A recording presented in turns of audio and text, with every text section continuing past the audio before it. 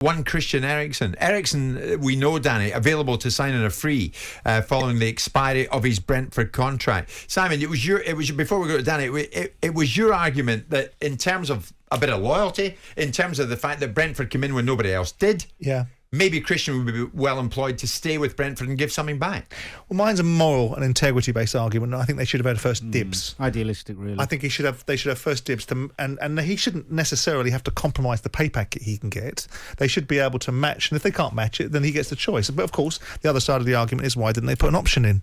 If they wanted to hedge their bets and only sign him for 6 months, they should have put an option in. Why didn't they put an option in? Probably because the player didn't want an option in. And so what's happened is, and Danny Mills made a very good point, which is, hold on, Simon, they got £130 million extra.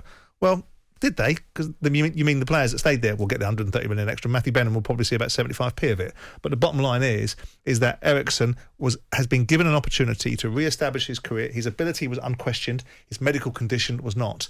And none of these big guys, none of these vision grabbers, that Tottenham and Man United that can see the vision once the vision's arrived, did anything to now have the benefit of Christain Eriksen having an opportunity. And I find that that might be because I don't like the way football is held together sometimes, where smaller clubs don't get the fair treatment that they should get. Yeah. But in the real world, probably if they didn't get an option on him in the first place, it's their own fault. You took the bravery pill and called Mr. Jordan's argument idealistic. Well, no, he's right. He's right. I was on it, really. Fantasy world of thinking that a player might be loyal and think, you know what, I'm happy here playing football every week. I think after what he's been through, he'll want to play. I think if you look at the Man United option, I don't see that. So he doesn't play. Well, Ten Hag is saying he's one of two that I want. I want De Jong and I want Eriksen. Well, okay. If he thinks he's going to play Eriksen and Fernandes in the same team in a midfield with only one holding player, well, they'll end up finishing worse off than they did this season. So unless he going to bring him in as backup to Fernandes, play as a 10, or is he going to play him as a central midfielder?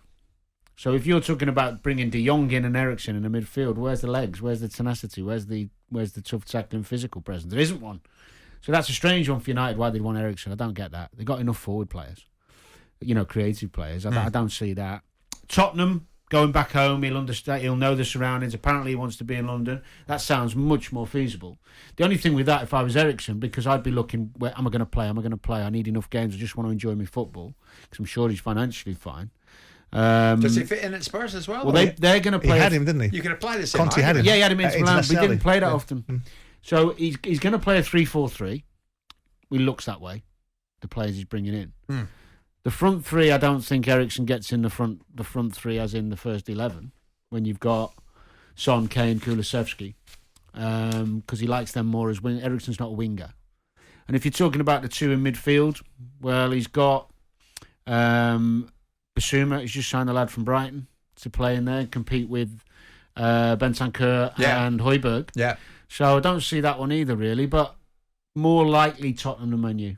More likely. But if I was Eriksen, I mean, look, he's going to get weighed in wherever he goes. I'd want to play every week.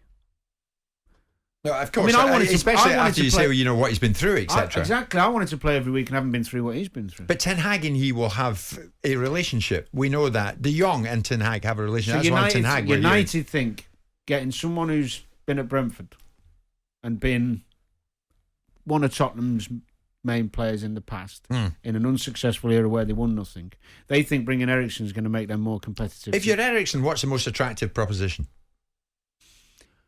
Depends where you're going to play the most. If you're Eriksen, you get the chance at this stage in your career to play for Manchester United. Yeah, you do it, yeah.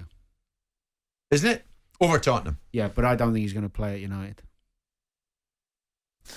Well, that's his risk, isn't it? If he chooses to go down the route of saying it's me, myself and I, then I take the risk that goes with that. I'm surprised you've had a little nibble at him about this.